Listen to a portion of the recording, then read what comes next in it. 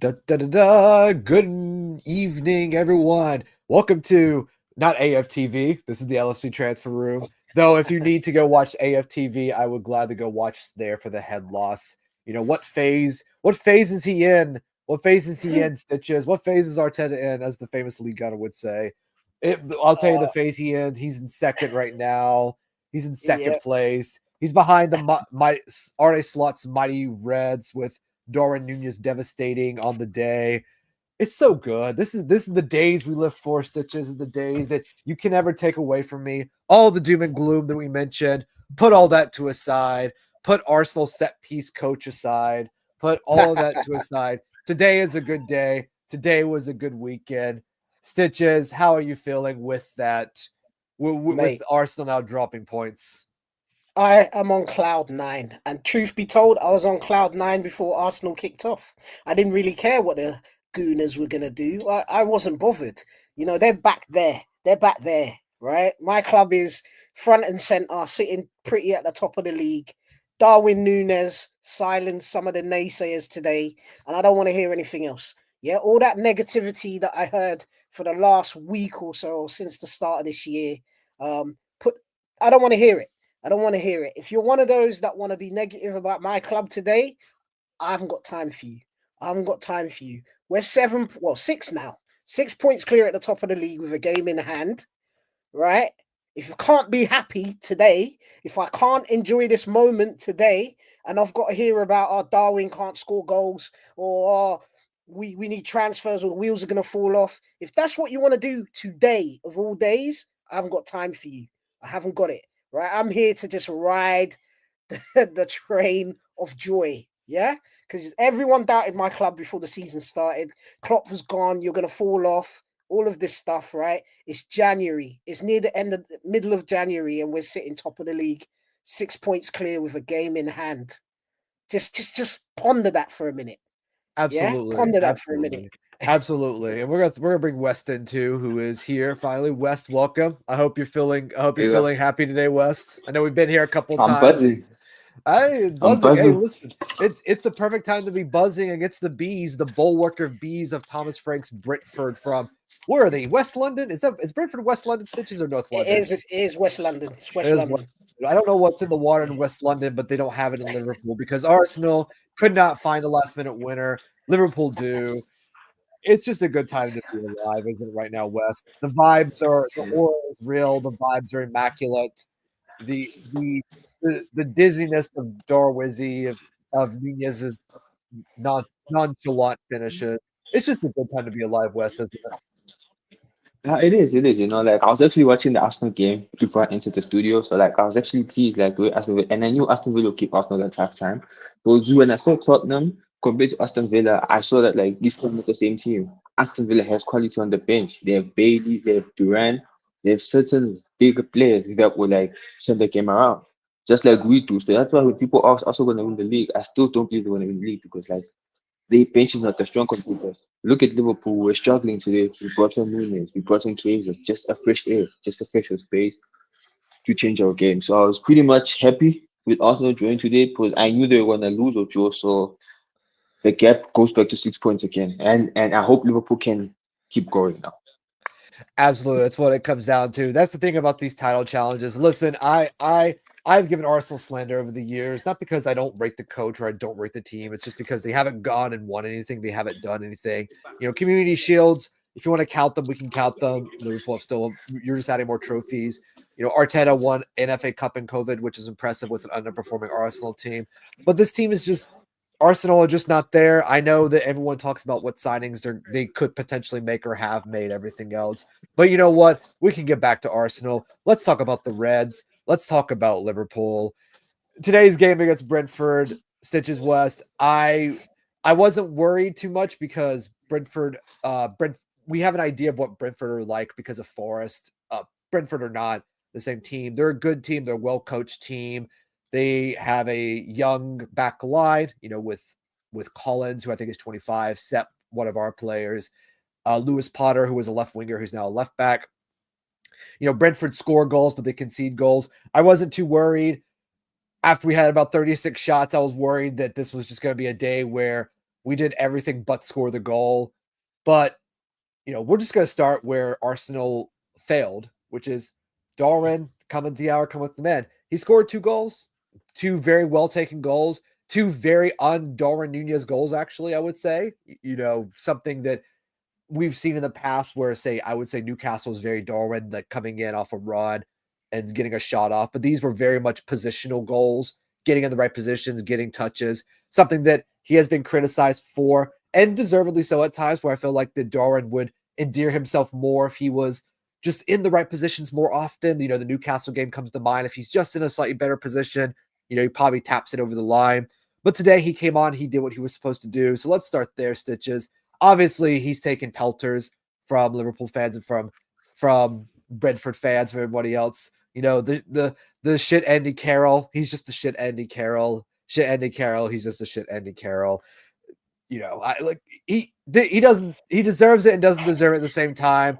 I think today we've all seen why you have a Darwin Nunes when, say, other clubs just don't have that, because he's there and he did what he needed to do, and that's all that matters.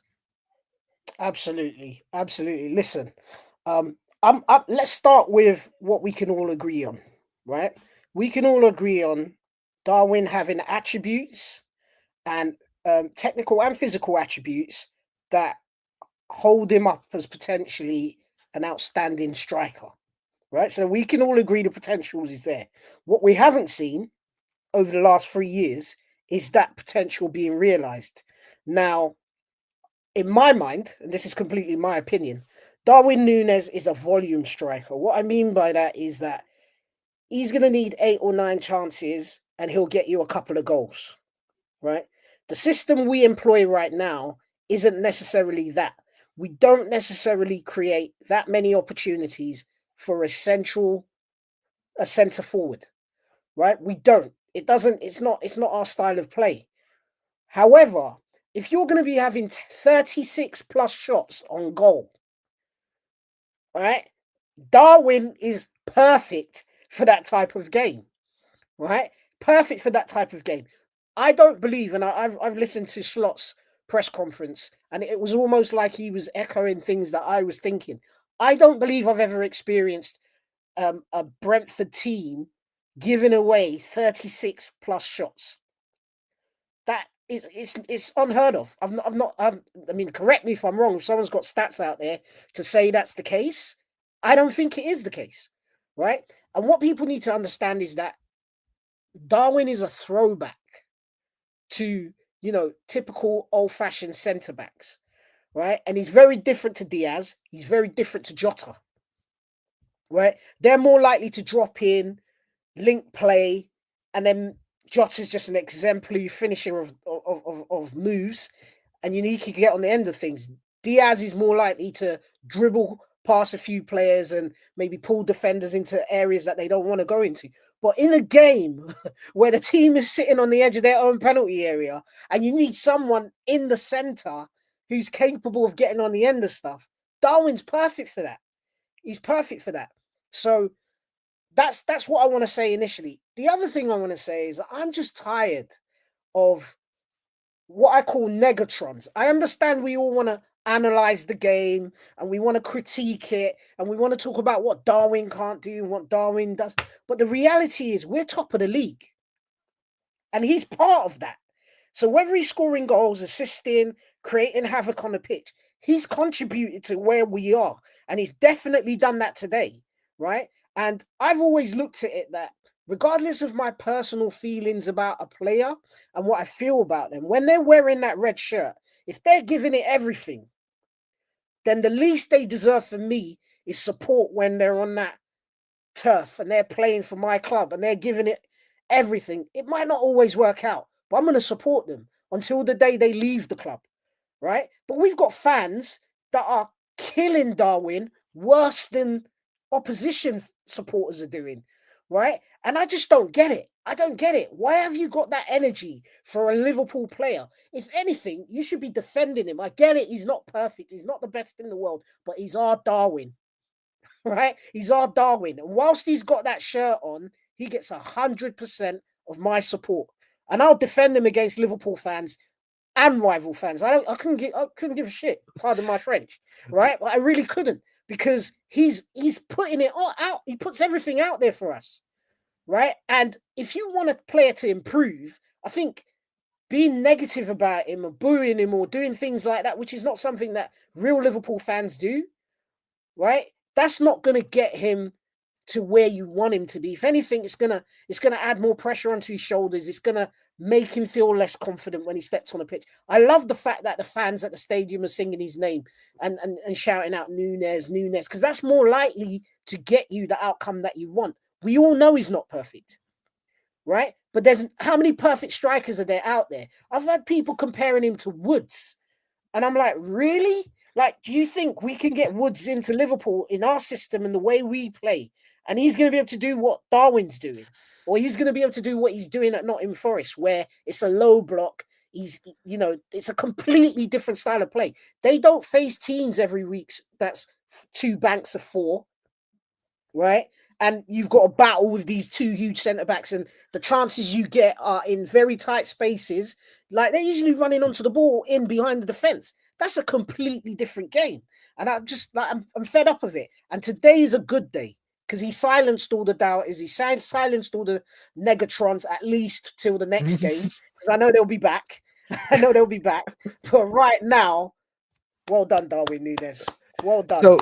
So Patricio, I want to come to you because I know you came into the stream a little bit late later today. I'm just going to tell you what Slot has said. I mean, obviously, I don't remember where you and West stand on Darwin. If you are, as Stitches would subscribe, a Negatron when it comes to that. Listen, I think it's perfectly fine to criticize Darwin because there are things to criticize, like Stitches mentioned. There's a difference between criticizing it and just actively hate watching your own player, which I think is weird and I never get. I think it's perfectly fine to say, I want Isak, I want another striker, which I think there's an argument for that, or Slot would agree in the summer. But while he's here, I agree with Stitches as well. But Patricio, Slot had mentioned that he said that, and Joyce released this he released this after the embargo, after the game, that Slot realizes that he has not been playing to Nunes' strengths, that he's been asking him to do a lot of things that don't actually suit the player. I actually think what you've seen from Darwin this year is that he's tried very much to play in how Slot wants. And like I think that he said, that Stig brought in here, Darwin scored the goal by standing still, which I think is something, again, positionally, he's not played as a central striker, so he's not used to doing those sort of movements. But today you saw how someone who plays a central striker should play in a slot system, in my opinion. And I think he's shown that he can do it. Whether or not he will do it consistently is another thing. And we'll have to see how the season goes. It's a long season. But, Patricia, give me your thoughts with Darwin Nunes coming on, and throw in Harvey and Curtis and Chiesa, who finally all got a run out as well, with Slot trusting his bench. Okay, so early this week, I mean, hearing the comment from Robbie Fowler, I was thinking, do you know what? Darwin isn't a Liverpool player, like our typical sort of number 9. But I understand what Stitches means, where he's not a traditional 9 where he'll bag goals, not a poacher. But he does offer things, even though he is frustrating when you do see him miss chances. Although, to be fair, today we definitely needed him in the last 4 minutes when he did the 2 goals. They were definitely warranted. And I think sometimes we do need a bit of chaos against teams like that. He does offer chaos. And you can see when he goes out wide and passes it, normally like he'll assist Salah or something. But it just seems to be that we need that sort of player that's a bit like a Torres or a Suarez, But we just haven't got that, and that's fine for now. We're gonna have to work with what we've got. But I think the problem with Nunes is there was so much comparison with Haaland when he came in. I think three and a bit seasons ago, with thinking, he's gonna be the next best thing. But I think that's put a lot of deafened his confidence a lot. So going forward, I think he just needs to. He has support from the fans, and yes, I do criticize him a lot, and I did say earlier on this week. You're not the only one. You're not the only one, Patricia. Yeah, don't worry. Don't worry. And trust me, there's so many things we can criticize about Darwin. I agree with you in Stitches. I've always said he's Emil Heskey. Like, that's what he is. He's going to get you 1 and 3. He's going to frustrate you. But again, but I also think we should remember that Darwin is still 25. He's still not the finished article. And I think it's also not just Haaland. I think it's Isak, like Alexander Isak. People look at Alexander Isak as a player we could have bought. Sorry, my cat's here. Go back, Patricio. I'll let you go. That's a nice cat. So what I was thinking is that, like, when he doesn't have time on the ball and he just shoots, I think that's when we get the best out of Darwin Nunes. I think that's when he doesn't have time to overcomplicate things and he just instinctively does what a striker does best. So I think in those situations, more of a tap-in merchant, he's there, he's your man, but too much time, he doesn't seem to know what to do. Although I can say he has been beneficial in those assists this season. He has been getting better at that, and that's obviously not what you want from a 9. But I'm sort of praising him for that. I think going forward, I think we do need someone like an Isak, though, if not Isak himself. I think Darwin just wouldn't be that consistent finisher. Like, well, he's not, and Jota, had he not had injuries plaguing him, then he'd probably be our main man. But yeah, it's a difficult one, to be fair. And then you said about Chiesa and RVL. I think they were pivotal as well. Obviously, I thought Chiesa was offside for the second one, but thankfully he wasn't. And then great pass to Harvey Elliott. And to be fair, for the last couple of games, I was saying since Elliott's been back, I was saying we should be playing him, not more. I don't know why we're not. So no, I think it's good that they're getting minutes. Just hopefully they get some more. Yeah, Stitches, I'll have you wrap us up on on Darwin real quick before we move on to the other players, Harvey and the rest of the players that are on the team today. And West, if you want to come throw a little extra on Darwin, I'll come to you as well. But Stitches, what more did you want to add on Darwin? Yeah, just a couple of things. Like, I feel like familiarity breeds contempt. Like, just ponder that for a minute. What I mean by that is that you get a lot of times our players being underrated by our fans and supporters because we see them all the time. And they start talking about players at other clubs that have done it like in a moment or had a couple of games of being good, and then Marcus they get Rashford, all the ratings. Yuri Tillemans, Anthony Robinson, Billings. I've been hearing about Maddison for how many seasons and stuff, and he plays well for 5 games and then disappears for 20. But people tell me how amazing he is. Grealish was the best thing since sliced bread. Doku, Savinho, exactly. But it seems Nunes, like Mateus Nunes, the midfielder we should have bought.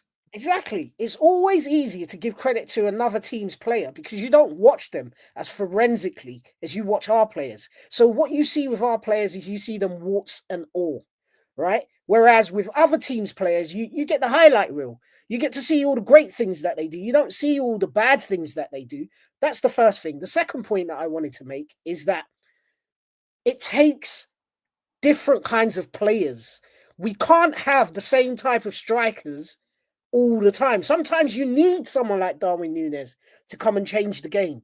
You can't have a Jota. You need different types of solutions. It's like having a toolbox, right? You're going to use different types of screwdrivers to do different things, right? So when people talk about get rid of Darwin, like, I'm just kind of like, do we really need that disruption in our squad right now, especially halfway through the season? I'm not talking about getting rid of anybody. If anything, let's add. You know what I'm saying? Let's add to. Can I just ask you something? Can I ask you a question? Yes, absolutely. When the 70 mil offer came in for Nunes, would you not have taken it before today's game? No, I wouldn't have done. No? I don't care because what's the point of 70 million when everyone knows you've got 70 million right now? Say we take 70 million for Darwin right now, right? That means we lose a striker, so we lose part of our squad depth. Part of the squad that's got us to where we are, and everyone in the world knows you've got 70 million in your back pocket. And if you've got 70 million in your back pocket right now, what striker are you buying? Who are you going to get in January, right? If you're talking about taking 70 million at the end of the season, that's a completely different conversation because then you can negotiate, you can work in silence, you can find someone, and not only that, you get them in, and then you give Slot an opportunity to bed them into the squad during a full pre-season, not halfway through a title challenge where everything's going fairly well, right? So why are you going to, there's that adage where they say the definition of madness is doing the same thing and expecting different results. Well, I'm doing the inverse. The definition of madness is changing things when it's going well for no reason. If you want to add to the squad, I'm all for that, but I'm not about getting rid of anyone right now. I don't care who it is. Yes, Robertson's not great right now. Shimikas is not great right now. We need a left back. Add one. Don't get rid of anything right now. because they know the system. They've worked with Slot for 6 months plus. He's had a preseason with some of these guys. So you're going to parachute someone else in. And again, I go back to the point. Liverpool FC play a very specific type of system, right? So not everyone can just parachute into Liverpool and deliver. I don't believe that's the case, because you have to learn the way we play. You have to learn how we defend, how our fullbacks defend. You have to learn how our fullbacks attack. You have to learn the pattern of play. Players aren't going to come in and do that overnight. So if anything, if you're getting rid of someone who has that, who's been embedded in that way, and then you're adding someone who isn't, you're automatically, in my mind, weakening the squad. If you want to add someone on top of what we have, I'm all for it. So to Lassetti, yes, if he's getting 70 million now, you can guarantee it's probably gonna be 7 million in the summer, because this is not contract. Nunes is not in the last year of his contract. He's still got a couple of years. And Patricio, to your other point, why would you sell it? Do you remember the last time we sold a player in January when we were having a good season? Do you remember? No, to be honest, I don't. Philippe No, nothing comes Coutinho. to mind. Philippe Coutinho. Oh, yeah, of course. 2017. Yeah. So and I mean, like, and you remember the outcry then. People were like, we should like replace Coutinho. Where's the Coutinho replacement? Fekir, where's Malcolm? Where's X player? Where's Y player? And I just think that you don't weaken your squad in January. You don't sell anybody unless there's someone that, you know, you could sell, like a Tyler Morton or someone that's like not getting in the team currently, is not really bringing a lot, or you sell someone with the idea of bringing someone in. So, you know, it just you don't benefit from selling Darwin. Like, what? And if you're Hughes and Edwards, you would back that you can sell him for more in the summer anyways. You don't take the money now. Like, Hughes and Edwards are never going to negotiate from a position of weakness, as annoying as we may think that is, especially with these contract situations, which we might get into later. You never going to take a weakness. West, I know we talked a lot about Darwin. I know you also have opinions as well.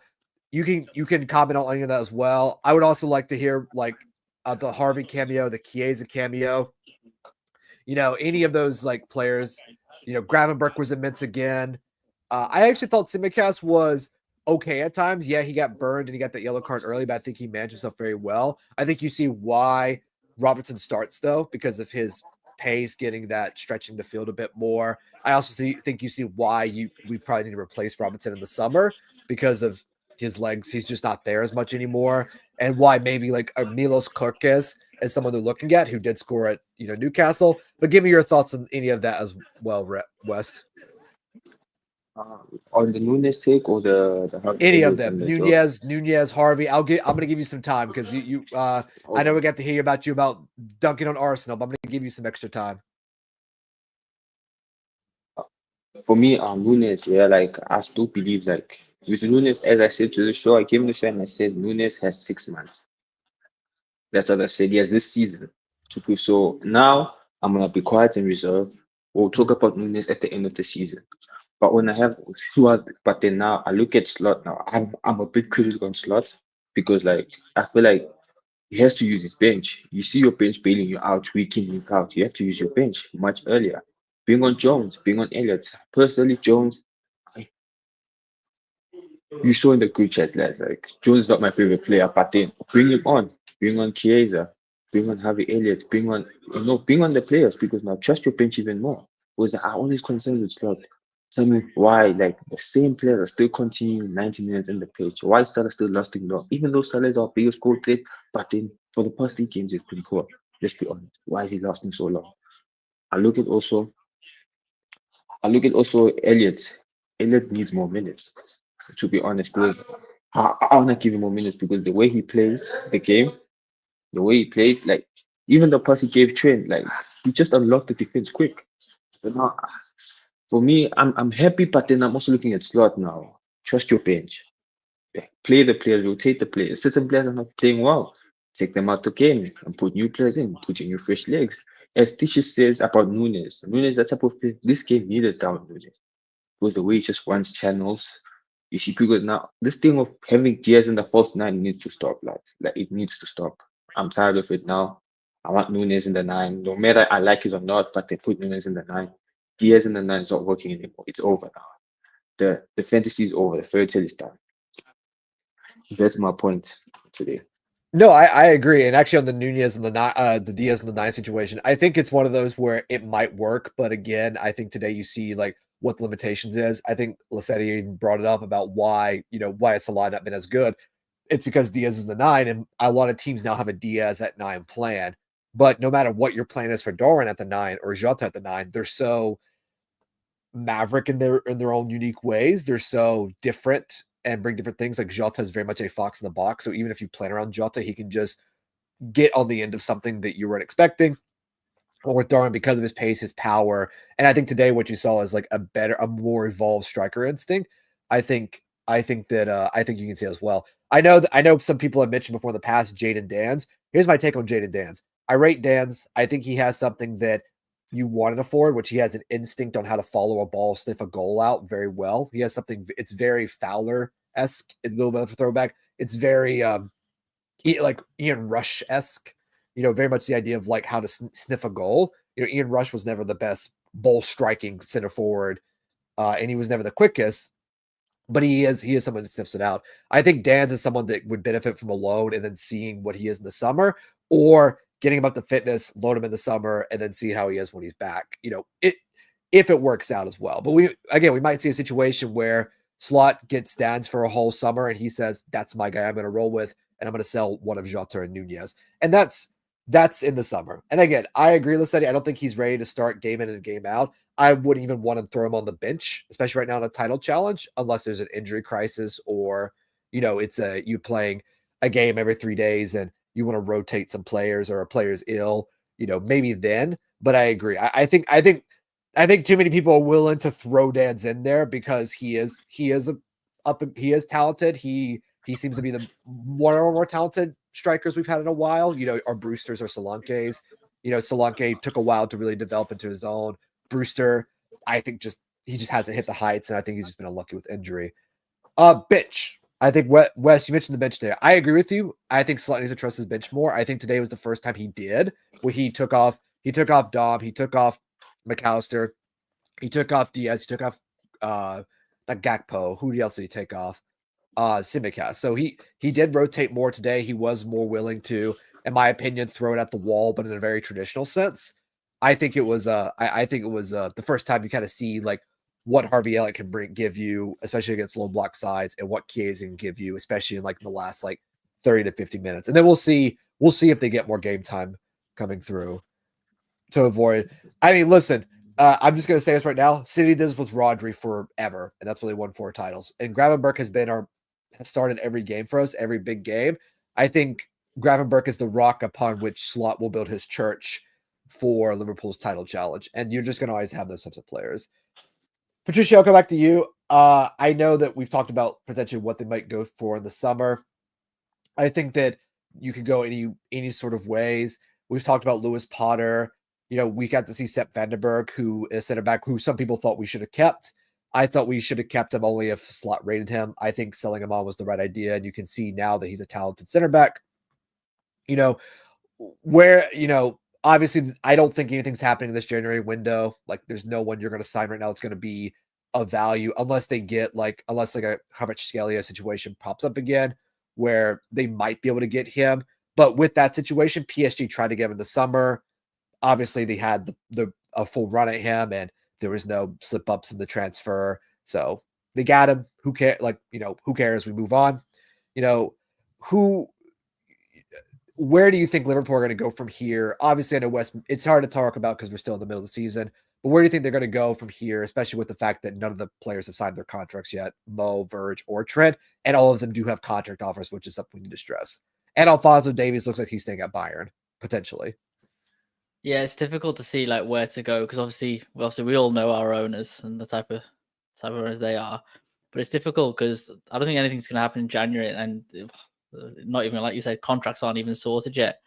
The problem is though, is that we have a few crucial areas, and with our owners, we're willing to buy time into the point that we actually physically need to go and get these players. Someone like a left back to replace Robertson, we're just going to let Robertson run his legs out and then get someone. Whereas it doesn't seem like we're willing to prepare for the long run, other than obviously we've got Alisson's replacement and, well, Chiesa come in for Salah, but that's not a replacement. That's just someone to swap him out with, but we can't even do that at the moment. Not for a full game or for a 45 minutes. So it's a bit difficult to say where to go.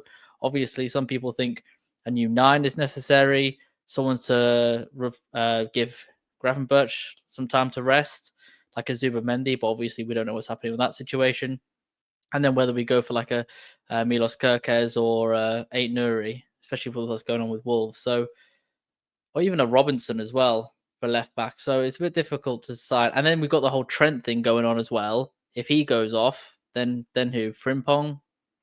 Just play Bradley and then go for someone else to sort of swap in with Bradley, or just play Gomez out there. So yeah, it's a tough one to decide. But I don't really know, to be honest. I mean, don't get me wrong, earlier this week, before we played today, I wanted Nunes gone. I was one of those people. I know we've left the Nunes talk. Sorry about that. But I was in the thing like, why didn't we take the 70 mil? It's ridiculous. Because yeah. So I don't know. I think. Sorry, you're saying? No, I was gonna agree with you. It's okay. You can bring the Nunes back. No, I get it. I understand that, but this is kind of why, we can criticize Liverpool's model and ownership model all you want. If they were what people think they are, they would have just. And if John Henry was like, I need a new yacht, sell Nunes for 70, he would have just sold him, with no plan. I think they have a very clear idea of who they want and what they want. And I think it's infuriating for us because they're not looking to buy an Anthony Robinson. They're not looking for someone who is a, Robertson, but fitter and not as good at his prime. Or, they might go look at a Kirkaz, but again, he's gonna cost a probably pretty penny from Bournemouth, especially if they get Champions League or European football. You might want to stay there. They're not going to throw money at Isaac. So there's a very specific echelon of players they're looking at. And I think that we always compare Liverpool's transfer business to, say, what City do or what Arsenal do, which I always think is kind of not a poison chalice, but it's a little bit different. Like City right now are buying 3 players, Marmouche, they bought the young kid from Brazil, and then the Uzbek guy. It's not what they need. They don't have a midfielder. The problem with City right now is that they don't have a midfielder. And the reason they don't is because Rodri's has that long-term injury and they don't know what he's going to be at. Marmouche, you could argue, is a replacement for De Bruyne or a rotation with Doku. You could argue they're buying center backs because Walker's leaving and they need him. So City are very much buying players for positions that will become potential needs, but they're not what they really need right now. So they're very much building for next year. So City are spending all this money now because they need to figure out what they're going to do next year. And they also need to probably sell 1 or 2 players that they're going to move on.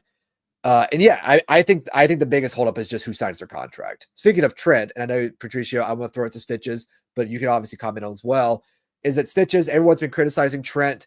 I think criticisms of Trent are always weird to me because people act like that he's a lazy defender. He's not. He's always been this very passive, Xabi Alonso-esque, like looks for space, tries to manage himself ever since he was 17. I thought he was great today on defense. I thought he dealt with Lewis Potter very well. I thought he did, and obviously he gets the assist for Darwin. I feel like at times everyone over criticizes Trent or understates how good he is as a right back. And listen, teams are going to target our fullbacks. Trent's going to have games where he looks like people go run at him and he's not going to look good. That's why we have other players in the team. It's just you're gonna have people target somewhere in your team. And Trent's always going to be targeted and has always been targeted for his entire career at Liverpool. And we've still performed well during that time.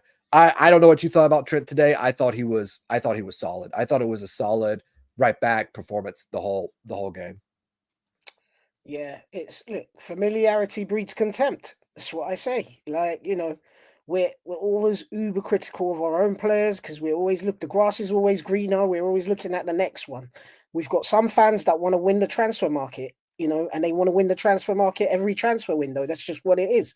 They don't want to be every time they see City signing someone or another club making a signing, they get FOMO.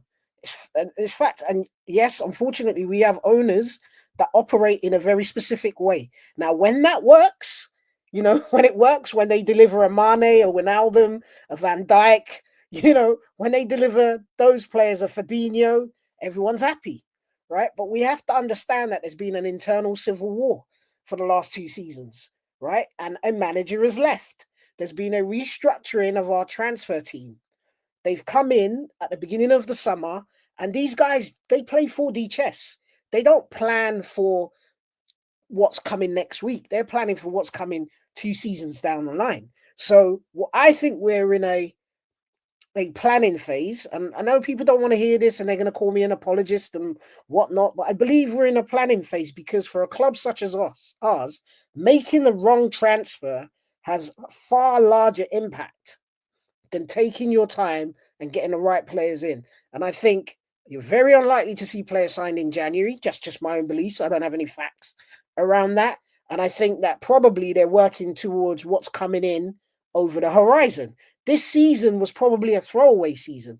They probably didn't expect us to be where we are this season in terms of challenging for the league with all the transitions that are going on. They expected us to perhaps make top 4, but I didn't think anyone dreamt that we would be sitting where we are in this season, and they're planning accordingly. Are they negotiating contracts with the guys? They probably are, but there are restrictions that we work to, whether people want to hear that or not. And there are some, like the type of fees that are being talked about, Salah being offered by Saudi. We can't offer those. We can't offer that contract. We can't give him that amount of money. That's just facts. So it is what it is. Ultimately, I'm team LFC. I support my club. And whether these guys stay or not, they're still going to be LFC tomorrow. And somebody else is going to come in. We're going to bring in other people. Will they be as good as the people that we let go of? God knows. But this club will survive. So as far as I'm concerned, I'm tired of hearing about the transfer issues. I'm tired of hearing about the contracts. I really don't care. I just want to celebrate the fact that we're where we are doing what we're doing, right? And let's see what happens in the summer. Do I want us to strengthen? Yes, absolutely, like everybody else. But guess what? I don't control that, right? And no amount of feeling negative about it or belly aching about it or complaining about it is going to change that, right? I'll give my opinion in terms of who I think we should sign. I think we need a left back. I think we need another centre-back as cover, and I think we need a DM. Do we need a centre-forward? I think if there is someone of the required quality or the type of player that Slot wants, and we're able to do that, then definitely let's get one in, right? Because we need a variety, we need options. Jota is consistently injured. As much as I love him, right, and as much as he's an absolute dead-eye killer as a striker, he can't play over a long period of time. He's fragile. So therefore, availability is your biggest asset. And if he's not available, then we can't play him. That's facts. And just to touch on one other thing, I know people are saying, and I completely agree, Slot needs to use his bench a lot more. I think he does use his bench, as we saw earlier on in the week. He used his bench. They came on. They scored goals. But he doesn't use it as much as people would like him to use it. So I would like him to use it a bit better. But where I'm not going to agree, and nobody's going to convince me any different, is when I hear all this talk of sub Salah off, I think you've lost your mind. This guy is the best goal scorer we've got, right? Not only does he score goals, he creates goals, right? He's the best assist guy we've got. And the best, like the third pass, the creating opportunities. If you take this guy off, it's almost like you've halved your chances of getting a goal. So maybe bring other people on alongside him, but taking him off is mental. We played Nottingham Forest, who are second in the league. So they're a title rival. And you're talking about leaving your best player off or taking him off? It doesn't make sense to me. We know that Salah can play terribly for 90 minutes, but guess what? He might score an assist in the 91st and the 92nd because that's what he does. So I'm not involved. I don't want to hear it. There's no way anyone's going to convince me of that. It doesn't make any rational sense. I understand that Salah might be tired and he needs rotating. Yeah, you do that against Accrington Stanley. You do that against Plymouth. You don't do that against the second and your team is second in the league. And you certainly don't do that on a day like today, where he's had another stinker. But guess what? It's Slot's job to create the situations where Salah can be effective, as he did against Nottingham Forest. He was pocketed for 60 minutes. Then Slot made some changes, and then we were able to release Salah. He started getting chances. He had shots on goal. He had amazing saves from the goalkeeper. He had clearances off the goal line. He was doing everything that Salah was doing. And I think Slot actually touched on that in his press conference, where he says, if you look at our XG and you look at the chances we've been creating, we've been consistent all season. The chances were going in some games, and in some games they're not. The opposition are doing something, they're doing better against defending those opportunities. So to turn around and say Salah needs to be subbed off, I'm not in support of that. It doesn't make sense to me. It's completely irrational. No, I totally get that. Wes, I know you're not always been the biggest fan of Curtis Jones, and obviously, like, Jones didn't play today. I thought when he came on, he didn't really. I thought he was fine because I mean, it's that last 10 minutes or so. Obviously, people have been looking at, again, like I said, that there's a reason this Liverpool side are top of the league, and that's because that we are, and Thomas Frank said it today, we are the best side. He said, like, we've played City, we've played Arsenal. This is the best side in the league, and even Sepp Vandenberg said it's probably the best in the world. We have such high standards. I think that, at times maybe that leads us to being overly critical of our players. Again, I'm not trying to say that, everybody has to love our player's performance.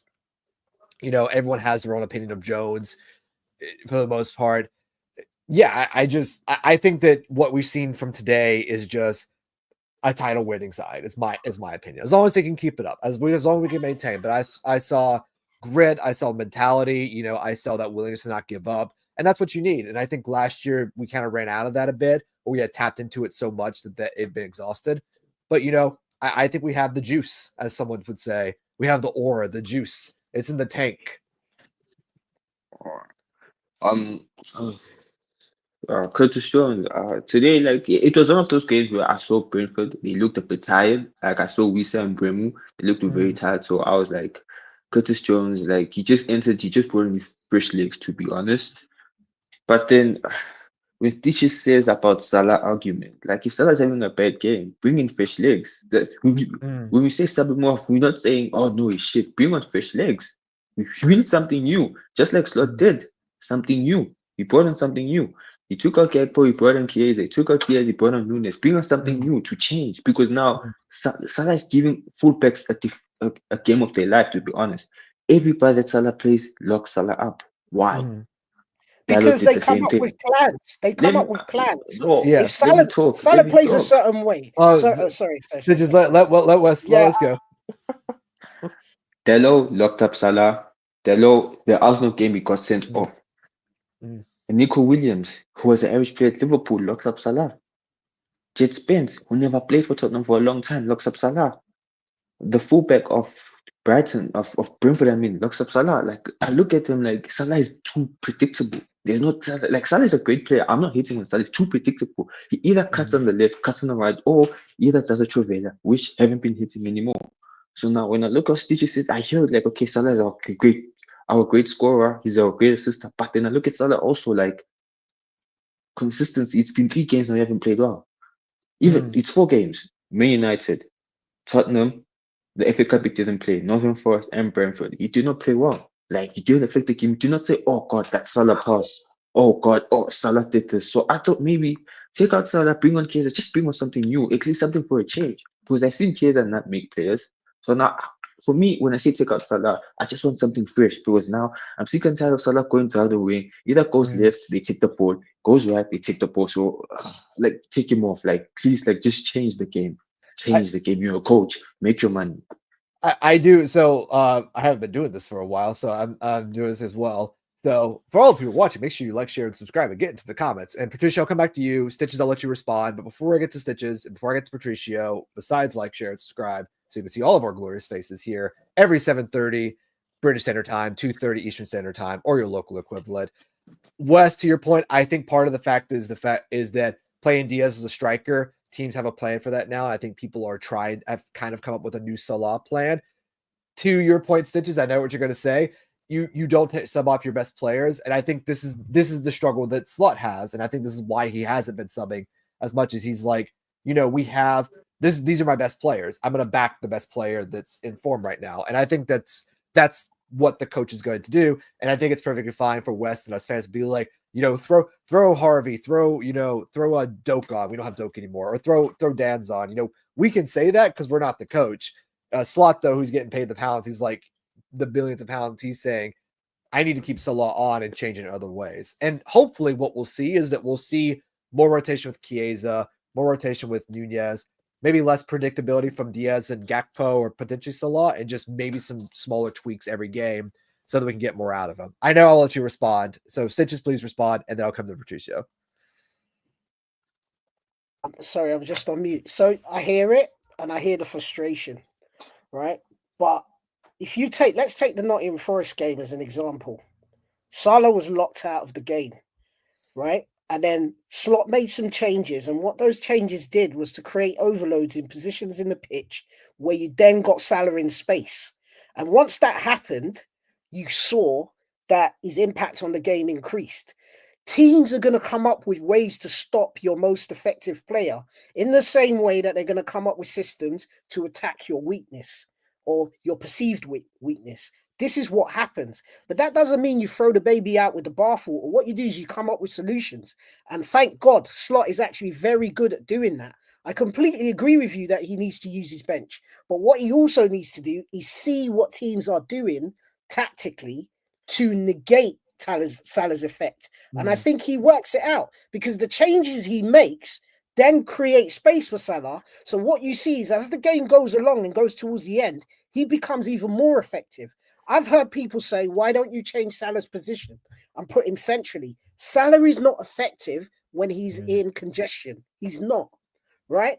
Klopp used to do it, put him in the center, but he wasn't as effective. As much as people think this is the golden bullet, it's not. What is the solution is what Slot did against Nottingham Forest, which was to create overloads higher up the pitch that draw the fullback in and then isolate Salah out so you can use that bounce pass to make 1-2s around the fullback or passes in behind the fullback in the gap between the fullback and the centre back, which is where he's most effective, right? So just as we find success with things that we do, this is one of the strengths of the Premier League is that teams work you out.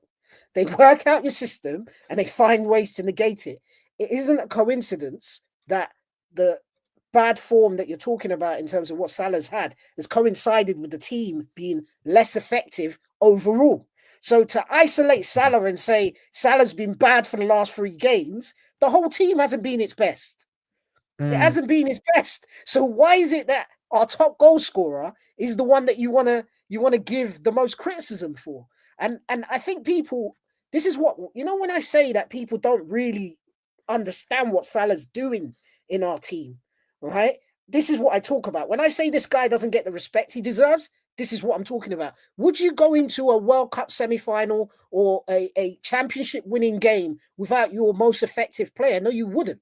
What you would do is you find a solution, and I agree with you, freshen it up, bring on new people, but what you don't do is you don't take out your biggest threat. You don't. The opposition probably be celebrating if you take Salah off. Bring Chiesa on by all means, as we did today, but bring him on alongside Salah. Do you know what I'm saying? You don't. For me, he's the last of our attacking line that you need to sub off. It just doesn't. It wouldn't make sense if you took Kane out of Tottenham when Kane was at Tottenham. Do you think the manager would be able to explain that? As Dan said, if you lose a game without playing Salah, how are you going to explain that? Do you know what I'm saying? It's not going to make sense, especially if you're playing against your competitors, your teams in second, teams in the top half of the league. It just doesn't make sense. Yeah, and listen, I think all of these are fair comparisons. I think most of these will be sorted by the fact of Slot trusting the team a bit more, which I think he does. I think it's also he's trying to back the players he has. Listen, we're top of the league with a game in hand and 4 points. I think we haven't been great at times. I think we haven't been great in certain games, but look at Arsenal today against our Villa. They haven't been great too. Top of the Champions League, top of Premier League. You can't ask for much. Patricio, you were the last one, and so you'll have the last word. I know you're watching the Arsenal game. I think we just see the difference between Liverpool and Arsenal right now. Like 2-2, drop the Villa. They were in control. Concede a goal to Tielemans. A good goal, by the way. And then have a last-minute winner canceled out for a handball. Deservedly so, even though Arsenal fans will disagree. I would say what phase is Arteta in? Because it feels like it's still the same phase of second place. Listen, nothing's over. And nothing. I don't think anybody should say it's over. I think what we can see though that this Arsenal side is not City. City aren't going to make a comeback. Like I've said before, we can still get 101 points for the season. Win all our games. We won't. I'm positive we will not win all of our games. If I'm wrong, I'll be happily wrong. Arsenal, I just think they're not good enough to catch us. So as long as Liverpool keep trucking along, next game is Lille at home in the Champions League. I don't think we're going to see a heavily rotated side. We might see like Kwanzaa start or Curtis Jones start. Maybe Gravenberch get a couple of minutes, get a rest for 60. But I expect us to still be strong in the Champions League.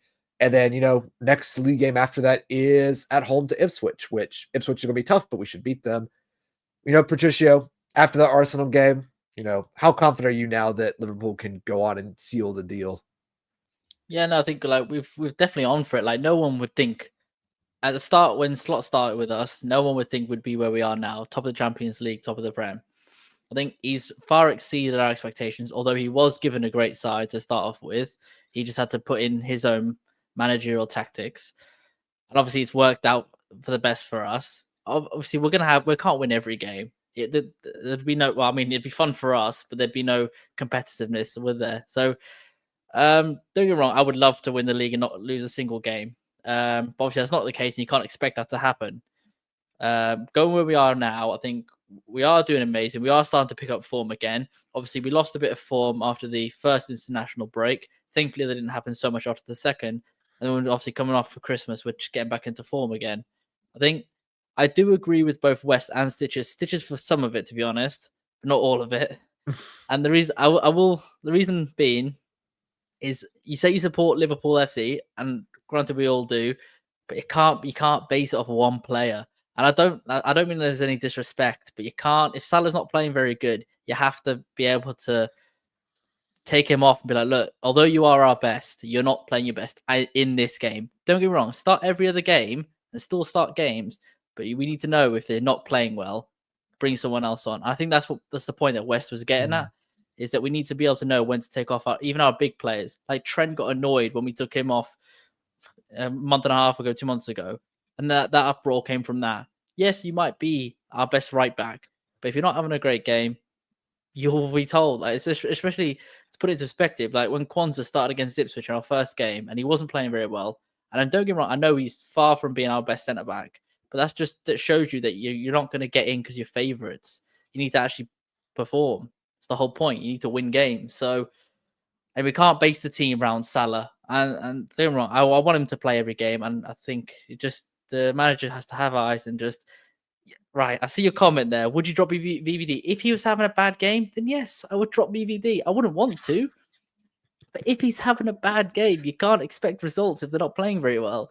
Like you said yourself, insanity is the adage you said, right? Okay?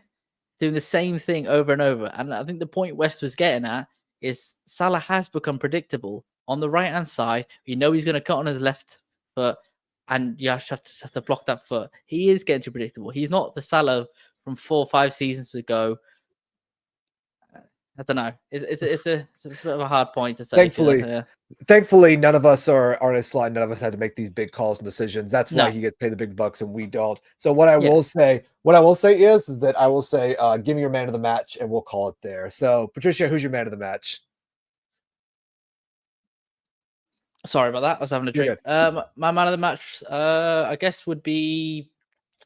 I will go. I think I'll go Gravenberch, to be fair. Although he hasn't had the best game, I think it'll be Gravenberch. You stole my twist there. Yes, I agree. I agree he would have been. Go ahead, Patricio.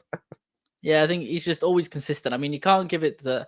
I mean, although Nunes scored for us twice, and I'm granted he scored. I'm glad he scored for us.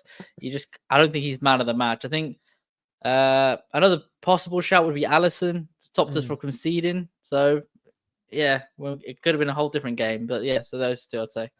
Stitches, what about you?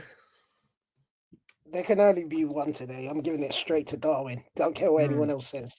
Considering, he's been playing bit part, not really starting games, the amount of criticism he gets. You had Robbie Fowler absolutely annihilate him. Like, fans talk crap about him all the time. I just think, I don't see the point of Fowler saying what he says. Like, if you're Team Liverpool, I don't see how that helps Nunes.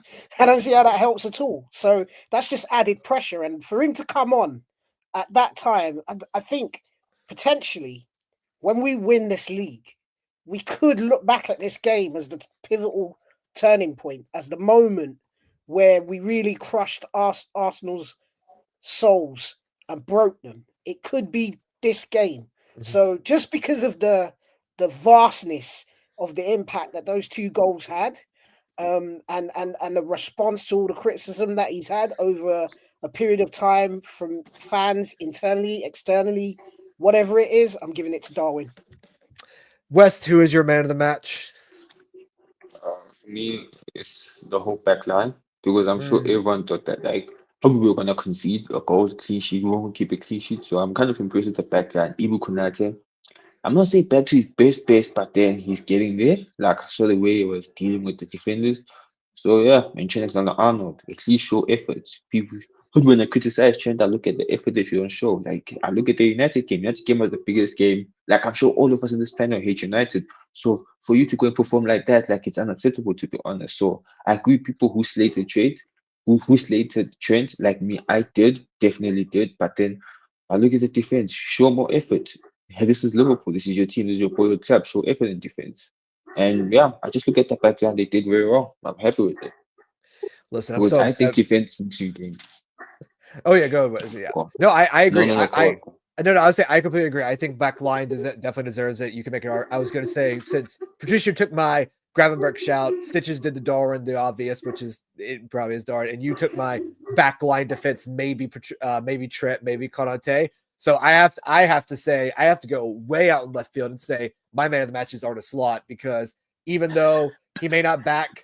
He made the subs, like, and even when he brought on Chiesa, when he hasn't been doing that.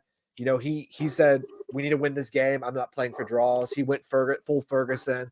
He said we're throwing on the forward, and you know what, we won. And as long as Slot keeps backing these players and they want to fight for him, and I think we've always had criticisms of any player, whoever it is, are they a Slot player? Yes or no? Slot doesn't seem to care. He says, "Can you do what you need to do for me? I will back you. I will play you. I will put you in this position. Go win me the game." And the players he put in won him the game, and that's all that matters. All right. I think that's it, fellas. I think that's it, everyone, for chat. Thank you for everyone for watching today. Make sure you hit the like and share and subscribe. Head over to YouTube. Get in the comments. We are here every day, 7:30 British Standard Time, or your local equivalent. For me, 2:30 Eastern Standard Time. From myself, Dan, from Stitches, from Patricio, from West, up the Reds. Love your Reds. You can see the love in this team. You can see the scorn in that Arsenal side. Love conquers all. Love will get us over the hump. Love will bring it back to 20 times, Liverpool back on their perch. Sing it with yourselves. Believe in it. Hear it and manifest it with the love. Have a good day. You never walk alone, and up the Reds. Right.